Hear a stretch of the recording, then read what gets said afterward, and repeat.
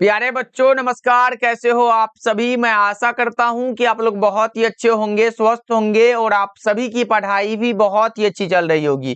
बच्चा पार्टी आज का ये क्लास आप सभी बच्चों के लिए बहुत ही ज्यादा इंपॉर्टेंट है, क्योंकि आज के क्लास में हम लोग पढ़ने वाले हैं 12th क्लास के केमिस्ट्री का top 100 most important objective question. और इस 100 ऑब्जेक्टिव से ही आपके बोर्ड एग्जाम में बहुत सारा प्रश्न देखने को मिलेगा। तो बच्चों आज के क्लास को बिल्कुल ध्यान से देखिएगा और आज के क्लास में दिए जाने वाले इन सारे प्रश्नों को आप लोग अच्छे से याद भी करते चलिएगा। ओके, चलिए फिर क्लास को स्टार्ट करते हैं। आप लोग भी हमारे साथ चैट सेक्शन में आंसर को लगाते चलिएगा और लास्ट में बताइएगा सही कितना कर पाते हो। देखिए पहला नंबर सवाल आपके सामने है और पूछा जा रहा है कि मूल क्रिस्टल तंत्रों की संख्या होती है, यानी कि the number of basic crystal system is. तो बच्चों हमने बताया है, अगर आपसे पूछे घनाकार क्रिस्टल में ब्रेविस जालकों की संख्या कितनी होती है तो आप 3 लगाओगे। अगर पूछे क्रिस्टल जालकों की संख्या कितनी होती है तो 14 लगाओगे। और अगर मूल क्रिस्टल तंत्रों की संख्या पूछे तो 7 लगाओगे। करेक्ट आंसर कौन सा हो जाएगा? ऑप्शन नंबर सी हो जाएगा। चलो आगे बढ़ते हैं। दूसरा नंबर सवाल देखो, मात्र 100 ऑब्जेक्टिव होगा जो कि सारा का सारा इंपॉर्टेंट ऑब्जेक्टिव होगा। देखिए दूसरा नंबर सवाल पूछा जा रहा है, रवादार ठोस कौन सा है? रवादार यानी कि क्रिस्टलाइन सॉलिड, वो हो जाएगा हीरा। Correct answer option number A होगा। हीरा हुआ, ग्रेफाइट हुआ, क्वार्ट्ज हुआ, ये सारा का सारा क्या होता है? हमारा क्रिस्टलीय ठोस होता है।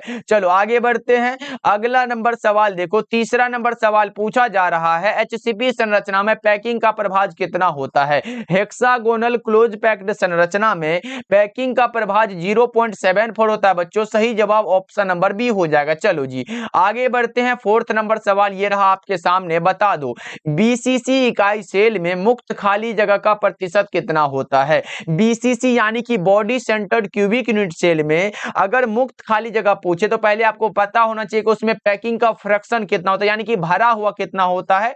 भरा हुआ 68% होता है। तो 100 में से क्या करेंगे? 100 में से 68 को माइनस करेंगे तो बच्चों क्या बचेगा? 32% हमारा खाली होता है, यानी कि ये हमारा स्पेस होता है। करेक्ट आंसर ऑप्शन नंबर ए हो जाएगा। चलो आगे बढ़ते हैं। अगला नंबर सवाल देखो, पांचवा नंबर सवाल पूछा जा रहा है, किस प्रकार के क्रिस्टल में ब्रेविस जालकों की संख्या सबसे अधिक होती है?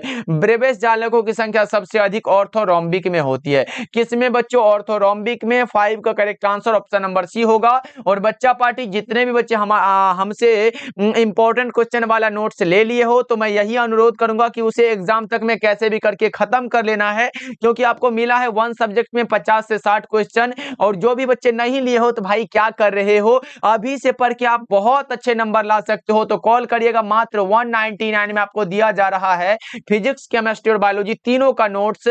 तो 70 70 82 16 85 नंबर पे सारे बच्चे कॉल करिएगा कि सर हमें 199 वाला फिजिक्स, केमिस्ट्री और बायोलॉजी का इंपॉर्टेंट क्वेश्चन वाला नोट्स चाहिए। आपको मिल जाएगा बच्चों। ओके चलो आगे बढ़ते हैं। अगला नंबर सवाल देखो, पूछा जा रहा है 6 नंबर सवाल है, पिंड केंद्रित घनाकार इकाई सेल में परमाणुओं की संख्या कितनी होती है? पिंड केंद्रित घनाकार यानी कि बीसीसी में पूछा गया है। बीसीसी में परमाणुओं की संख्या 2 है। और अगर कोऑर्डिनेशन नंबर पूछे तो 8 लगाना। करेक्ट आंसर क्या होगा? 6 का सही जवाब ऑप्शन नंबर ए हो जाएगा। चलो 7 नंबर सवाल को देखिए, पूछा जा रहा है, निम्नलिखित में कौन फ्रेंकल तथा शॉर्ट की दोनों दोष को प्रदर्शित करता है? उसका नाम है AgBr, यानी कि बच्चों सिल्वर ब्रोमाइड। करेक्ट आंसर हो जाएगा। ये फ्रेंकल तथा शॉर्ट की डिफेक्ट दोनों को ये प्रदर्शित करता है। चलो आगे बढ़ते हैं। अगला नंबर सवाल देखो, 8 नंबर सवाल है, Na2O में, ये तो बहुत ही ज्यादा इंपॉर्टेंट क्वेश्चन है बच्चों। Na2O में सोडियम और ऑक्सीजन आयनों की समन्वय संख्या कितना है? देखो अगर सोडियम की पूछे तो 4 लगाना और अगर ऑक्सीजन की पूछे तो 8 लगाना। देख लो ना 4 और 8 किस में दिया गया? करेक्ट आंसर ए हो जाएगा। क्या बच्चों? सही जवाब ऑप्शन ए हो जाएगा। चलो आगे बढ़ते हैं। 9 नंबर सवाल पूछा जा रहा है, विलियन का हिमांक शुद्ध द्रव के हिमांक से क्या होता है? कम होता है। विलियन का हिमांक शुद्ध द्रव के हिमांक से कम होता है। 9 का ए हो जाएगा। चलो 10 नंबर सवाल पूछा जा रहा है, विलियन का अनुसंख्यक गुणधर्म नहीं है। निम्नलिखित में कौन सा है जो विलियन का अनुसंख्यक गुणधर्म नहीं है?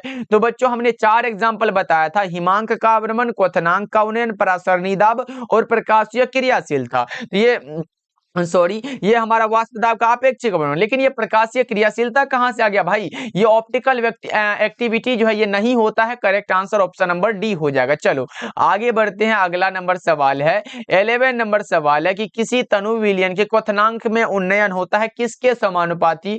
वो होता है सांद्रण के समानुपाती, यानी कि प्रोपोर्शनल टू अ कंसंट्रेशन। सही जवाब ऑप्शन नंबर ए हो जाएगा। चलो 12 नंबर सवाल पूछा जा रहा है विलयन के अनुसंख्यक गुणधर्म वे गुण होते हैं जो निर्भर करते हैं। विलयन का अनुसंख्यक गुणधर्म वह होता है जो विलयन में उपस्थित विलय के कणों की संख्या पर निर्भर करता है। बच्चों, कणों की संख्या पर निर्भर करता है, याद रखोगे। करेक्ट आंसर सी हो जाएगा। और हमने क्या बताया था कि विलयन के अनुसंख्यक गुणधर्म मात्र 4 प्रकार के होते हैं: क्वथनांक का उन्नयन, हिमांक का अवनमन, परासरणी दाब और वाष्प दाब का अपेक्षिक अवनमन। चलो आगे बढ़ते हैं। 13 नंबर सवाल पूछा जा रहा है समुद्र जल का परिसारणी दाब लगभग कितना होता है? समुद्र जल का परासरण दाब जो लगभग होता है ना वो 30 एटमॉस्फेयर होता है बच्चों। करेक्ट आंसर ए हो जाएगा। चलो आगे बढ़ते हैं। 14 नंबर सवाल का जवाब बता दो। 14 नंबर सवाल है मानव रक्त का पीएच कितना होता है? पोटेंशियल ऑफ हाइड्रोजन किसका? मानव रक्त का 7.4 होता है बच्चों। कितना होता है? 7.4। करेक्ट आंसर सी हो जाएगा। आगे बढ़ते हैं। 15 नंबर सवाल का जवाब बता दो। CaNO3 हॉल 2 में वांट हॉफ का गुणांक कितना होगा? 2 + 1 = 3 किधर है भाई? ऑप्शन सी हो जाएगा। चलो आगे बढ़ते हैं। 16 नंबर सवाल का जवाब बता दो। द्रवित सोडियम क्लोराइड के वैद्युत अपघटन में कैथोड पर क्या होता है? देखो बच्चों, यहां पर बहुत इंपॉर्टेंट क्वेश्चन है, पूछा जाता है हर एक बार। अगर द्रवित सोडियम क्लोराइड के वैद्युत अपघटन में अगर एनोड पर पूछे तो एनोड पर ऑक्सीकरण होता है। और क्या होता है बच्चों? देखो, एनोड पर हमारा क्या होता है? ऑक्सीकरण होता है। कैथोड पर अवकरण होता है। ये तो हो गया सर, समझ गए। लेकिन अगर पूछे कैथोड पर मुक्त क्या होता है तो सोडियम धातु मुक्त होता है। और एनोड पर क्या होता है बच्चों? एनोड पर ये क्लोरीन गैस। याद रखोगे ना बच्चों? करेक्ट आंसर क्या होगा? ऑप्शन बी हो जाएगा। चलो आगे बढ़ते हैं। अगला नंबर सवाल का जवाब बताओ। 17 नंबर सवाल है विलयन को तनु बनाने पर विशिष्ट चालकत्व क्या होता है? विलयन को तनु बनाने पर विशिष्ट चालकत्व डिक्रीज होता है बच्चों। 17 का बी हो जाएगा। चलो आगे बढ़ते हैं। 18 नंबर सवाल का जवाब जल्दी जल्दी से बता दो। विशिष्ट चालकत्व की कौन सी इकाई है? विशिष्ट चालकत्व यानी कि बच्चों प्रतिरोधकता के व्युत्क्रम को क्या कहते हैं? विशिष्ट चालकत्व कहते हैं। इसे कप्पा के द्वारा डिनोट करते हैं। कप्पा बराबर क्या होता है? 1/r इंटू में क्या होता है? L बटा में A होता है। 1/r को लिख सकते हैं, रेजिस्टेंस का ओम होता है तो ओम यहाँ पे लिखेंगे। और गुना में हमारा लंबाई का सेंटीमीटर हुआ और एरिया का सेंटीमीटर स्क्वायर हो गया। यहां से 1 सेंटीमीटर से 1 सेंटीमीटर गया तो हमारा बचा कौन सा बच्चों? हमारा बचा एक ऊपर जाएगा तो यानी कि 1/ओम बचा। और उसके बाद गुना में क्या बचा?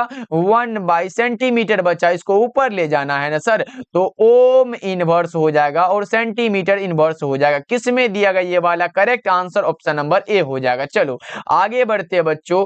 अगला नंबर सवाल का जवाब बता दो। 19 नंबर सवाल है इलेक्ट्रोड के इलेक्ट्रॉन त्यागने या प्राप्त करने की प्रवृत्ति कहलाती है इलेक्ट्रोड विभव। करेक्ट आंसर सी हो जाएगा। 20 नंबर सवाल का जवाब बता दो। 20 नंबर सवाल है 96,500 कूलम CuSO4 के घोल से मुक्त करता है क्या? 31.76 ग्राम तांबा को। करेक्ट आंसर बी हो जाएगा बच्चा पार्टी। आगे बढ़ते हैं। अगला नंबर सवाल। और हाँ बच्चों, क्लास को लाइक करते चलना आप लोग। और जितने भी बच्चे PDF लेना चाहते हो तो क्लास के बाद इस नंबर पे जरूर कॉल करिएगा, क्योंकि अभी से पढ़ के भाई अभी तहलका मचाना है। 70 70 82 16 85 नंबर पे कॉल जरूर करिएगा बच्चों। देखो, धातुई पदार्थों में चालकता का कारण क्या? अगर धातुई पदार्थों में पूछे तो मुक्त इलेक्ट्रॉन के कारण होता है। करेक्ट आंसर भी हो जाएगा। लेकिन अगर वैद्युत अपघट्टियों में चालकता का कारण पूछे तो आयन लगाना आप लोग। चलो आगे बढ़ते हैं। 22 नंबर सवाल का जवाब बता दो।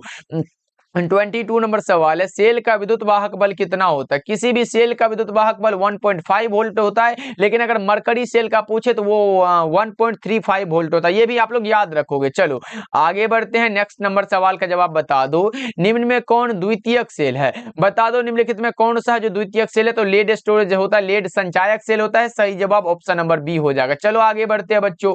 अगला नंबर सवाल का जवाब जल्दी जल्दी से बता दो। ये रहा आपके सामने प्रश्न। सेल में में रेडॉक्स अभिक्रिया होने के लिए सेल का विद्युत वाहक बल कितना होना चाहिए? धनात्मक होना चाहिए बच्चों।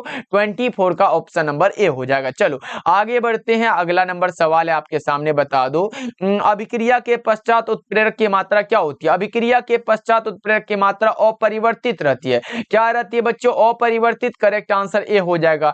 26 नंबर सवाल आपके सामने है। 26 नंबर सवाल पूछा जा रहा है, प्रथम कोटि की अभिक्रिया का अर्धायु निर्भर नहीं करता है। अर्धायु जिस पर निर्भर नहीं करता वो है प्रतिकारक के प्रारंभिक सांद्रण। करेक्ट आंसर ए हो जाएगा। आगे बढ़ते हैं, 27 नंबर सवाल का जवाब बताओ। 27 नंबर सवाल है, किसी पदार्थ के प्रतिक्रिया करने का दर निर्भर करता है। बहुत ज्यादा इंपॉर्टेंट क्वेश्चन है, इसको आप लोग याद जरूर कर लोगे, और जिसको पता है तो चैट सेक्शन में आंसर को लगा दो। ये करता है सक्रिय भार पर, एक्टिव वेट पर। करेक्ट आंसर डी हो जाएगा। अगला नंबर सवाल का जवाब बताएंगे बच्चों।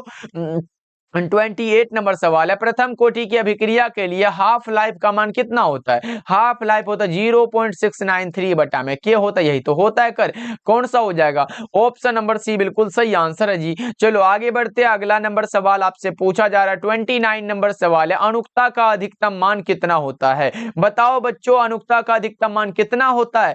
3 होता है सर। अनुक्ता एक सैद्धांतिक मान होता है, ये याद रखोगे, ये बहुत ज्यादा इंपॉर्टेंट है। चलो आगे बढ़ते हैं बच्चों, अगला नंबर सवाल का जवाब बताओगे। 30 नंबर सवाल है कि रासायनिक अधिशोषण लगभग ऊष्मा उत्सर्जित होती है। रासायनिक अधिशोषण पूछे तो वो हमारा 40 से लेके 400 किलो जूल पर मोल में होता है। लेकिन बच्चों अगर भौतिक पूछता तो 20 से लेके हमारा 40 किलो जूल पर मोल में होता है। याद रखोगे, ये दोनों इंपॉर्टेंट है। अभी पूछा रासायनिक अधिशोषण, correct answer option number D हो जाएगा। चलो आगे बढ़ते हैं, अगला नंबर सवाल का जवाब बताएंगे आप लोग। 31 नंबर सवाल है, भौतिक अधिशोषण बनाता है। क्या बनाता है? अगर भौतिक अधिशोषण की बात हो बच्चों, भौतिक अधिशोषण बहुआण्विक स्तर बनाता है, जबकि रासायनिक अधिशोषण एक आणविक स्तर बनाता है। ये याद रखोगे। ऐसे 2 नंबर में भी पूछता कि भौतिक अधिशोषण और रासायनिक अधिशोषण में अंतर को स्पष्ट करे, या फिर 5 नंबर में भी कभी कभी पूछ देता है। चलो आगे बढ़ते हैं, 32 नंबर सवाल का जवाब बता दो। लायोफिलिक कोलाइड के उदाहरण कौन सा है? तो सारे बच्चे तो गोंद लगा के एकदम टिक कर देंगे और निकल लेंगे, लेकिन भाई इधर स्टार्च भी छुपा हुआ है, जिलेटिन भी है। इनमें से सभी करेक्ट आंसर है, क्योंकि यहाँ पे लायोफिलिक कोलाइड द्रव से स्नेह करने वाला, द्रव से नहीं पूछा गया। करेक्ट आंसर डी हो जाएगा। आगे बढ़ते हैं, 33 नंबर सवाल का जवाब बता दो। ऐसे पदार्थ जो किसी द्रव का पृष्ठ तनाव कम कर देते हैं कहलाते हैं। ऐसे पदार्थ जो किसी भी द्रव का पृष्ठ तनाव कम कर देते हैं वो कहलाते हैं पृष्ठ सक्रिय कारक। क्या कहलाते हैं बच्चों? पृष्ठ सक्रिय कारक। करेक्ट आंसर डी हो जाएगा। आगे बढ़ते हैं, 34 नंबर सवाल है, दूध एक उदाहरण है। दूध किसका उदाहरण है भाई? इमल्सन का, यानी कि पायस का। देख रहे हो इमल्सन यहाँ पे दिया गया, कभी कभी इसी को हिंदी में इमल्सन लिख देता है, इसलिए बच्चों याद रखोगे आप लोग। चलो आगे बढ़ते हैं, 35 नंबर सवाल है, फास्फोरस पेंटोक्साइड अच्छा है एक, यानी कि आपसे पूछा जा रहा है P2O5 अच्छा क्या है? अच्छा एक हमारा क्या होगा? अवशोषक होगा, अधिशोषक होगा, क्या होगा सर? ये हमारा अवशोषक होता है। सही जवाब ऑप्शन नंबर बी हो जाएगा।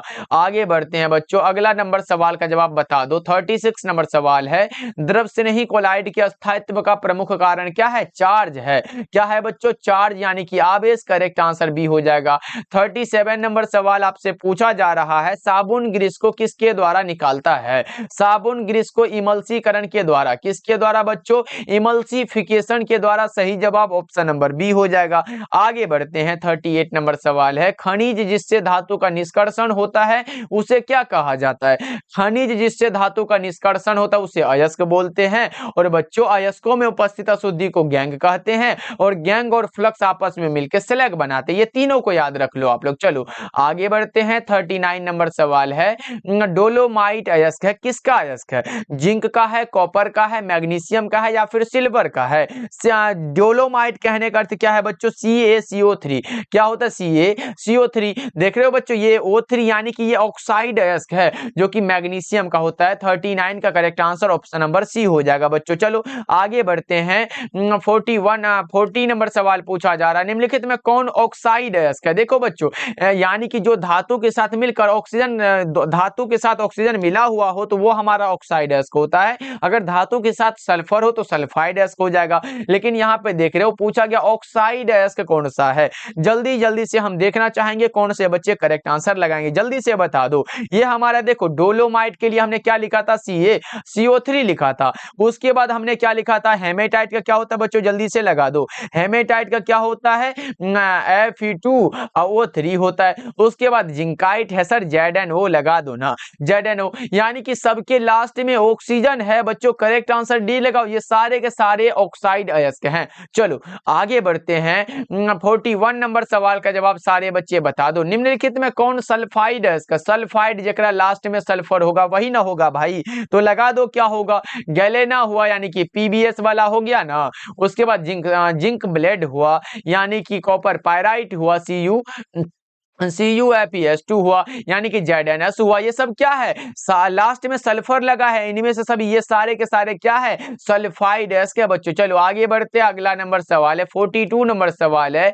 क्यूपराइट का सूत्र क्या होता है, पहले पूछा गया कॉपर पायराइट का क्या होता है तो हमने लगाया था सर CuFeS2, लेकिन क्यूपराइट का अगर पूछे ना बच्चों आप लगाओगे Cu2O, क्या लगाओगे, Cu2O। करेक्ट आंसर ए हो जाएगा। 43 नंबर सवाल का जवाब बताओ आप लोग। 43 नंबर सवाल है, निम्नलिखित में कौन सा धातु सामान्यतः मुक्त अवस्था में पाया जाता है। मुक्त अवस्था में जो पाया जाता है वो हमारा सोना होता है। कौन सा सोना बच्चों, AU वाला। चलो आगे बढ़ते हैं, अगला नंबर सवाल है 44 नंबर सवाल है। स्पेल्टर क्या होता है, स्पेल्टर हमारा अशुद्ध जिंक है। क्या है, अशुद्ध जिंक है। सही जवाब ऑप्शन नंबर बी हो जाएगा। चलो 45 नंबर सवाल को देखते हैं। पूछा जा रहा है आवर्त सारणी में ग्रुप 16 में ऑक्सीजन के अलावा पाए जाने वाला कौन सा तत्व होता है। 16 में कौन कौन सा होता है पता है ना, ऑक्सीजन हुआ, सल्फर हुआ, सेलेनियम हुआ, टेल्यूरियम हुआ और पोलोनियम हुआ, यही सब तो होता है। सल्फर हमें दिखाई दे रहा बच्चों, सही जवाब ए हो जाएगा। चलो 46 नंबर सवाल पूछा जा रहा है आप लोगों से, बताओ निम्नलिखित में कौन रंगीन होता है। रंगीन NO2 होता है जबकि रंगीन N2O होता है। चलो आगे बढ़ते हैं, 47 नंबर सवाल का जवाब बता दो। आवर्त सारणी में ग्रुप 1 के सभी तत्वों को जाना जाता है किस नाम से, क्षारीय धातु के नाम से। सर करेक्ट आंसर ए हो जाएगा। चलो 48 नंबर सवाल पूछा जा रहा है, निम्नलिखित में कौन सबसे शक्तिशाली ऑक्सीकारक पदार्थ है। अगर सबसे शक्तिशाली ऑक्सीडाइजिंग एजेंट के बारे में बात हो बच्चों वो फ्लोरीन होता है। क्या होता है, fluorine. Correct answer option number ए हो जाएगा। आगे बढ़ते हैं बच्चों, 49 नंबर सवाल पूछा जा रहा है। आवर्त सारणी के द्वितीय आवर्त में तत्वों की संख्या कितनी है। आवर्त सारणी के द्वितीय आवर्त में तत्वों की संख्या 8 है बच्चों। करेक्ट आंसर बी हो जाएगा। अगला नंबर सवाल का जवाब बता दो। क्लोरीन रंगीन फूलों को रंगीन कर देता है क्योंकि एक प्रकार का ऑक्सीडाइजिंग एजेंट है। क्या है बच्चों, oxidising agent. Correct answer option number B हो जाएगा। चलो और भी 50 ऑब्जेक्टिव बचा, फटाफट से कर लेते हैं। सबसे अधिक आयनन एंथैल्पी वाला कौन सा तत्व है, सर हीलियम है। कौन सा है, हीलियम। करेक्ट आंसर बी होगा। बच्चा पार्टी आप लोग क्लास को लाइक करते चलो, आप लोग भूल जाते हो इसलिए सारे बच्चे क्लास को लाइक कर लेना। देखो निम्नलिखित में किसकी आकृति वर्ग तलीय होती है। लेकिन बच्चों अगर देखो, अगर पूछे XeF2 का आकार कैसा होता है, XeF2 रेखीय होता है। उसके बाद XeF4 पूछे, ये हमारा वर्ग तलीय होता है। क्या होता है बच्चों, वर्ग तलीय या फिर वर्ग समतलीय कहो, स्क्वायर प्लेनर कहो। करेक्ट आंसर क्या होगा, ऑप्शन नंबर बी हो जाएगा क्योंकि हमारा स्क्वायर प्लेनर पूछा गया। चलो आगे बढ़ते हैं। 53 नंबर सवाल है, निम्नलिखित में किसका अस्तित्व नहीं है, NeF2 का। इसका कोई अस्तित्व नहीं होता है। करेक्ट आंसर बी हो जाएगा। 54 नंबर सवाल का जवाब बता दो। Cu2+ में अयुग्मित इलेक्ट्रॉन कितने होते हैं। Cu2+ में अयुग्मित इलेक्ट्रॉन की संख्या कितनी होती है, आप बता दो बच्चा पार्टी, जिसका कि विन्यास 3d9 में होता है। करेक्ट आंसर क्या होगा, ये बताओ क्या होगा इसका सही जवाब, वो 1 होता है। करेक्ट आंसर ए हो जाएगा। चलो आगे बढ़ते हैं। 55 नंबर सवाल है, निम्नलिखित में किसमें अयुग्मित इलेक्ट्रॉनों की संख्या सबसे अधिक है। पहले तो जानना पड़ेगा ना सब इसमें कितना होगा, यानी कि Mn2+ में कितने होते हैं बच्चों, एक बार जल्दी से बता दो। इसमें 5 होते हैं। Fe2+ में कितना होता है पता है क्या किसी को, Fe2+ में सर 4 होता है, लगा दो ना। उसके बाद Cu2+ में कितना होता है, 1 होता है। उसके बाद हमारा Ni में कितना होता है, 2 होता है। सबसे अधिक किस में सर, Mn2+ में है। करेक्ट आंसर ए लगा दो। चलो आगे बढ़ते हैं। 56 नंबर सवाल है, चुंबकीय घूर्णन इलेक्ट्रॉन का मान अयुग्मित इलेक्ट्रॉन की संख्या के बढ़ने से क्या होता है, बढ़ता है। सही जवाब ऑप्शन नंबर बी हो जाएगा। चलो 57 नंबर सवाल को बताओ क्या होगा। सभी संक्रमण तत्व क्या होते हैं, धातु होते हैं, अधातु होते हैं, उपधातु होते हैं, या इनमें से कोई नहीं, बताओ क्या होगा इसका सही जवाब। तो ये सारे के सारे धातु होते हैं, मेटल होते हैं। चलो आगे बढ़ते हैं। 58 नंबर सवाल है, कार्बनिक यौगिक में कौन सा तत्व उपस्थित होना चाहिए। देखो अगर कार्बनिक यौगिक के बारे में पढ़ रहे हैं तो कार्बन होगा तभी ना पढ़ेंगे इसके बारे में। Correct answer option number B हो जाएगा। चलो 59 नंबर सवाल है, निम्नलिखित में कौन बाइडेंटेट लिगेंड है। बाइडेंटेट लिगेंड का उदाहरण है एथिलीन डाइएमीन। कौन सा है बच्चों, एथिलीन डाइएमीन। लेकिन यह प्रश्न कई बार आपके एग्जाम में पूछा गया बच्चों, इसलिए इसको याद रखना बच्चों। चलो आगे बढ़ते हैं। 60 नंबर सवाल आपके सामने है, बता दो। 60 नंबर सवाल है, क्लोरोफॉर्म एक प्रकार का क्या है, जल्दी से बताओ। क्लोरोफॉर्म एक प्रकार का क्या होता है, ट्राई हेलोजन हेलाइड हो, यानी कि ट्राई हेलोजन व्युत्पन्न होता है। Correct answer option number C हो जाएगा। अगला नंबर सवाल का जवाब बता दो। 61 नंबर सवाल है, डीडीटी बनाने में क्लोरोबेंजीन किससे अभिक्रिया करता है। डीडीटी बनाने में क्लोरोबेंजीन अभिक्रिया करता है क्लोरल के साथ। और बच्चों हमने मेन बात तो बताना है, भूल ही गया है कि ये हमारा जो पीडीएफ नोट्स मिल रहा है ये हिंदी और इंग्लिश दोनों मीडियम के लिए है। बस हिंदी मीडियम के लिए फिजिक्स, केमिस्ट्री और बायोलॉजी मिलता है, लेकिन इंग्लिश मीडियम वालों के लिए फिजिक्स और केमिस्ट्री का मिलता है। तो बच्चों जरूर लीजिएगा, कॉल करिएगा 7070 82 16 85 नंबर पे। सारे बच्चे कॉल कर लीजिएगा, सारा इंपॉर्टेंट क्वेश्चन आपको मिल जाएगा। चलो आगे बढ़ते हैं बच्चों। अगला नंबर सवाल है 62 नंबर सवाल है कि जिंक और जल के साथ क्लोरोफॉर्म के अपकरण से क्या प्राप्त होता है। जिंक और जल के साथ क्लोरोफॉर्म के अपकरण से मेथेन प्राप्त होता है। कौन सा बच्चों, मेथेन। करेक्ट आंसर डी हो जाएगा। चलो 63 नंबर सवाल है, एल्कील हैलाइड का उपयोग निम्नलिखित में किसके निर्माण में होता है। एल्केन के निर्माण में, एल्कीन के निर्माण में, अल्कोहल के निर्माण में। तो इनमें से सभी करेक्ट आंसर हो जाएगा। चलो 64 नंबर सवाल का जवाब बता दो आप लोग। 64 नंबर सवाल है, उष्मा और विद्युत का अच्छा चालक कौन है। उष्मा और विद्युत का अच्छा चालक कौन है बच्चों, ग्रेफाइट है। सही जवाब ऑप्शन सी हो जाएगा। चलो आगे बढ़ते हैं। 65 नंबर सवाल है कि सामान्य सूत्र CnH2n+2 वाले यौगिक का नाम क्या। CnH2n+2, देखो अगर पूछे CnH2n+2 वाला हो तो ये हमारा होता है एल्केन। क्या होता है बच्चों, एल्केन होता है। अगर CnH2n पूछे तो ये हमारा एल्कीन होता है। उसके बाद CnH2n-2 पूछे तो ये हमारा क्या होता है बच्चों, ये हमारा एल्काइन होता है। तो बच्चों याद रखना ये किसके लिए, एल्केन के लिए। करेक्ट आंसर सी हो जाएगा। आगे बढ़ते हैं। 66 नंबर सवाल है, कार्बन कार्बन एकल बॉन्ड की लंबाई कितनी है। देखो बच्चों अगर कार्बन कार्बन सिंगल बॉन्ड है, यानी कि कार्बन कार्बन सिंगल बॉन्ड है, तो इसकी लंबाई होती है 1.54 एंगस्ट्रम। उसी के जगह अगर कार्बन कार्बन डबल बॉन्ड हो तो इसकी लंबाई होती है 1.34 एंगस्ट्रम। उसके बाद अगर हो कार्बन कार्बन के बीच ट्रिपल बॉन्ड हो तो इसकी लंबाई होती है 1.20 एंगस्ट्रम। देखो कौन सा पूछा गया है, एकल बॉन्ड है, सिंगल बॉन्ड है बच्चों। करेक्ट आंसर सी हो जाएगा, देख रहे हो ना। चलो आगे बढ़ते हैं। फिर 67 नंबर सवाल है, अल्कोहल बनने में एल्केन के एक हाइड्रोजन को किस ग्रुप के द्वारा प्रतिस्थापित किया जाता है। तो वो हाइड्रोक्सिल ग्रुप होता है। कौन सा ग्रुप बच्चों, हाइड्रोक्सिल ग्रुप। चलो आगे बढ़ते हैं। 68 नंबर सवाल है, फिनोल का सूत्र क्या होता है। फिनोल यानी कि बेंजीन रिंग के साथ जो है, बेंजीन रिंग के साथ जो मिला हुआ होता है OH। क्या होता है, OH। यही हमारा क्या है, फिनोल है। करेक्ट आंसर ए लगा लो, C6H5O6। चलो आगे बढ़ते हैं। 69 नंबर सवाल है, हाइड्रोजन बंधन अधिकतम होता है किसमें। हाइड्रोजन बॉन्ड जो अधिकतम होता है वो किसमें होता है, एथेनॉल में होता है। किसमें होता है, एथेनॉल में। करेक्ट आंसर ए हो जाएगा। चलो 70 नंबर सवाल का जवाब बता दो, पूछा जा रहा है प्राइमरी अल्कोहल में उपस्थित रहता है। देखो प्राइमरी अल्कोहल यानी कि 1 डिग्री 2 डिग्री 3 डिग्री, यानी कि अगर प्राइमरी के लिए पूछे तो CH पूछे, CH2OH ये प्राइमरी है। अगर CHOH रहे तो ये सेकेंडरी है, और अगर COH रहे तो ये हमारा टर्शियरी है। पूछा क्या गया है, CH2OH यानी कि प्राइमरी अल्कोहल के लिए। चलो आगे बढ़ते हैं। 71 नंबर सवाल है कि कैल्शियम एसीटेट और कैल्शियम फॉर्मेट के मिश्रण को गर्म करने पर क्या बनता है। गर्म करने पर क्या बनेगा सर, एथेनॉल बनेगा। क्या 71 का क्या लगा रहे हो बच्चों, बहुत अच्छे। चलो आगे बढ़ते हैं। अगला नंबर सवाल है आपके सामने, बता दो। अगला नंबर सवाल है, कार्बन कार्बोनिल समूह के कार्बन का संकरण कितना होता है? sp2 में होता है। कार्बोनिल समूह के लिए sp2 होता है। चलो आगे बढ़ते हैं। 73 नंबर सवाल है, अभिकर्मक जो एल्डिहाइड और कीटोन दोनों के साथ अभिक्रिया करता है उसका नाम है ग्रिग्नार्ड अभिकर्मक। कैसा अभिकर्मक बच्चों? ग्रिग्नार्ड अभिकर्मक। 73 का करेक्ट आंसर डी हो जाएगा। चलो 74 नंबर सवाल है, कार्बोक्सिलिक अम्ल में क्रियाशील मूलक कौन सा होता है? कार्बोक्सिलिक में पूछे तो COOH होता है। ये किसके लिए सर? ये हमारा एल्डिहाइड के लिए होता है। ये जो होता है बच्चों, ये कीटोन के लिए होता है, और ये जो है ये अल्कोहल के लिए होता है। तो कौन सा करेक्ट आंसर है? हमारा सही जवाब सी हो जाएगा। आगे बढ़ते हैं। 75 नंबर सवाल का जवाब बता दो। फॉर्मिक अम्ल में क्या रहता है? फॉर्मिक अम्ल में अवकारक का गुण पाया जाता है, यानी कि रिड्यूसिंग प्रॉपर्टीज होता है। चलो आगे बढ़ते हैं।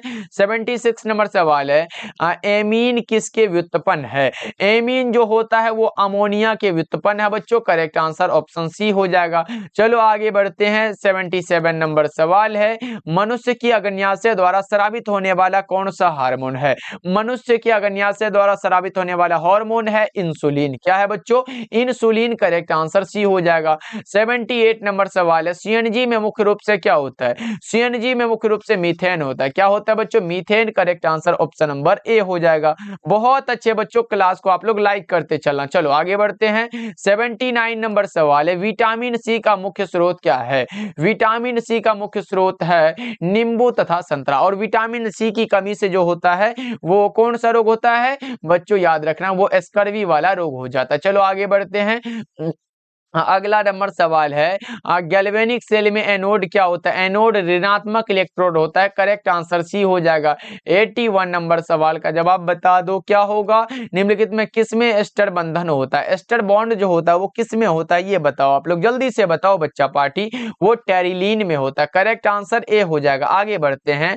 82 नंबर सवाल है, प्राकृतिक बहुलक कौन सा है? प्राकृतिक बहुलक सेल्यूलोज होता है। क्या होता है बच्चों? सेल्यूलोज। 82 का करेक्ट आंसर ए हो जाएगा। ओके, अगर प्राकृतिक रबर की और भी बात करें तो प्राकृतिक में रबर हुआ, प्रोटीन हुआ, ये प्राकृतिक है। लेकिन अगर संश्लेषित की बात करें बच्चों, वो हमारा नायलॉन होता है, बेकेलाइट होता है, ये सब होता है। यहाँ पे दिया भी गया, ये हमारा किसके? ये हमारा संश्लेषित होता है। चलो आगे बढ़ते हैं।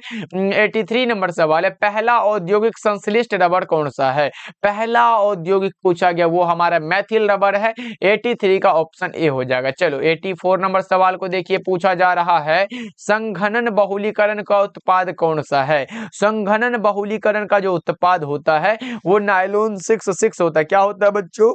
नायलॉन 66। करेक्ट आंसर डी हो जाएगा। चलो आगे बढ़ते हैं। 85 नंबर सवाल है कि ऊन एक रेशा है। देखो, अगर ऊन की बात हो ना बच्चों, ऊन एक प्राकृतिक रेशा है। अगर टेरिलीन होता तो संश्लेषित लगा सकते थे। चलो आगे बढ़ते हैं। 86 नंबर सवाल है, निम्नलिखित में कौन सा पॉलीएमाइड है? पॉलीएमाइड जो होता है वो नायलॉन 66 होता है। निम्नलिखित में कौन सा पॉलीएमाइड है बच्चों? 86 का क्या होगा? ऑप्शन बी हो जाएगा। चलो 87 नंबर सवाल आपसे पूछा जा रहा है, विटामिन की खोज निम्न में से किस वैज्ञानिक ने की है? विटामिन की खोज फंक साहब ने किया है। करेक्ट आंसर ए हो जाएगा। चलो आगे बढ़ते हैं। 88 नंबर सवाल है, फलों की शर्करा क्या कहलाती है? फलों की शर्करा फ्रक्टोज कहलाती है।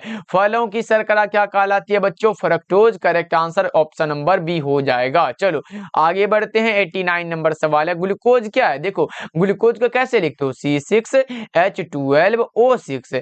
कितने कार्बन है सर? अगर 6 कार्बन है तो इसे हम लोग क्या बोलते हैं? हेक्सा बोलते हैं। और हेक्सा को क्या बोल दे भाई? हेक्सोज। ये ग्लूकोज हमारा हेक्सोज है, याद रखोगे। लेकिन अगर ये हमारा पूछता कीटो, ऐसे पूछता कीटो करके, तो वो हमारा दूसरा कुछ होता। चलो कीटो हेक्सोज भी पूछता है। चलो आगे बढ़ते हैं। 90 नंबर सवाल है, स्टार्च के जल अपघटन से प्राप्त क्या होता है? स्टार्च के जल अपघटन से बच्चों ग्लूकोज प्राप्त होता है।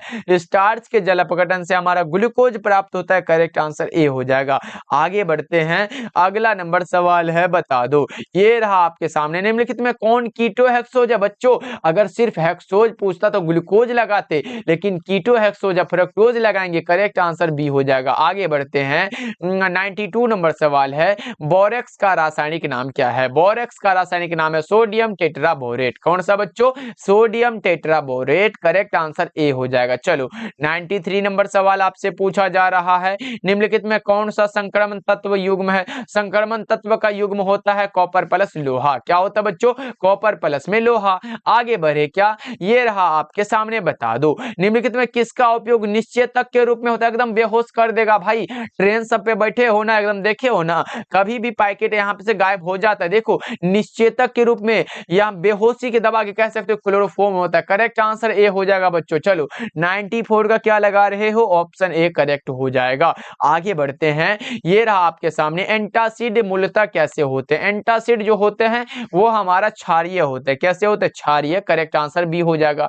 चलो अगला नंबर सवाल का जवाब बताओ, वेलियम का उपयोग निम्नलिखित में किसके रूप में होता है? वेलियम का उपयोग, एकदम चिंता है ना भाई, उसको खाओ, एकदम अच्छे से मस्ती करो। देखो वेलियम यानी कि चिंता से ग्रसित व्यक्ति को मानसिक तनाव को दूर दूर करना, ट्रैंक्विलाइजर होता है, उपशामक होता है। करेक्ट आंसर डी हो जाएगा। चलो 97 नंबर सवाल है कि मोलरता को व्यक्त किया जाता है प्रति लीटर विलियन में घुले हुए विलय के मोलों की संख्या को मोलरता कहते हैं। प्रति लीटर विलियन में घुले हुए विलय के मोलों की संख्या को मोल प्रति लीटर। करेक्ट आंसर ए हो जाएगा। चलो आगे बढ़ते हैं, 98 नंबर सवाल है कि ये रहा आपके सामने, बता दो फैराडे के विद्युत विच्छेदन के प्रथम नियम को व्यक्त करने के लिए निम्नलिखित में कौन सा सही है? अगर देखो बच्चों यहाँ पे लिखेगा प्रथम नियम कौन सा होता है? m बराबर ZCT। अब पूछेगा सर द्वितीय नियम क्या होता है? सर द्वितीय नियम के लिए जो फॉर्मूला होता है बच्चों वो हमारा क्या होता है? आपको पता हो तो एक बार चैट सेक्शन में बता दो। वो ये होता है m1/m2 बराबर में होता है Z1/Z2। अब बराबर में क्या होता है? E1/E2 होता है। ये क्या है? ये दूसरा नियम है बच्चों, याद रख लो। अगर ये वाला भी एग्जाम में आ गया ना तो छोड़ के नहीं आना। चलो आगे बढ़ते हैं बच्चों, 99 नंबर सवाल है, बाह्यतम विन्यास 3d64s2 किसका होता है? बाह्यतम विन्यास पूछा गया आप लोगों से, बता दो। ऐसे करके लोहा का होता है। करेक्ट आंसर डी हो जाएगा। लोहा का परमाणु क्रमांक 26 होता है, 1s2। ऐसे करके 2s2 होता है। उसके बाद क्या होता है बच्चों? 2p6 होता है। इतना तो हमारा 2 वाला काम हो गया। उसके बाद हमारा 3s2 होता है, 3p6 होता है। उसके बाद हमारा 3d6 होता है और 4s2 होता है। यानी कि देख रहे हो लास्ट में 3d6 और 4s2 यहाँ पे देख रहे हो ना, यही वाला तो पूछा गया, तो लोहा का हो जाएगा। करेक्ट आंसर डी हो जाएगा। चलो अगला नंबर सवाल है आपके सामने, पोटास एलम का जलीय विलयन कैसा होता है? अम्लीय प्रकृति का होता है। कैसा होता है बच्चों?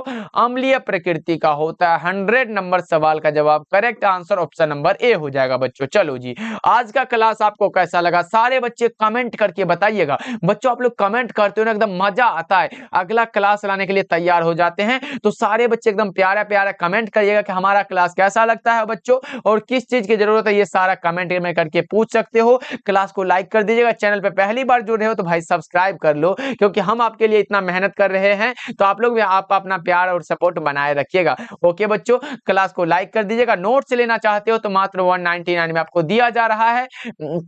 कॉल करिएगा इस नंबर पे बच्चों, 70 70 82 16 85 नंबर पे। मैं तो आशा करता हूँ कि सारे बच्चे ले ही चुके होंगे। मुझे जहां तक लगता है कि सारा बच्चा का हो चुका होगा, और जो भी छूट रहे हो बच्चों वो ले लेना। ओके बच्चों, मिलते हैं फिर अगले क्लास में। आप लोग अपना ध्यान रखिएगा और क्लास को लाइक कर लीजिएगा।